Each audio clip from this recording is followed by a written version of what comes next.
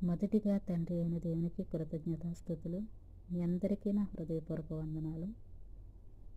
అలాగే పరిశుద్ధ గ్రంథంలోని 66 పుస్తకాలు, మొదటి పుస్తకం ఆదికాండం 1వ అధ్యాయం 3 వచనాలు చొప్పున డైలీ ప్రతిరోజు వాక్యాన్ని చదువుకుందాం.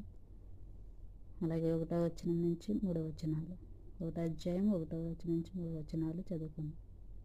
ఆదియందు దేవుడు భూమి ఆకాశములను సృజించెను. భూమి నిరాకారముగాను శూన్యముగాను ఉండెను. చీకటి అగాధ జలము పైన కమ్మియుండెను. దేవుని ఆత్మ జలములపైన అల్లాడుచుండెను. దేవుడు వెలుగు కమ్మని పలుకగా వెలుగు కలిగెను. తుదివాక్యం మన అందరి హృదయాలు ఫలించునుగాక. ఆమేన్. మిమ్మల్ని అందరినీ దేవుడు దీవించి ఆశీర్వదించునుగాక. ఆమేన్. ఆమేన్. మొదటిగా తండ్రి అయిన దేవునికి కృతజ్ఞత.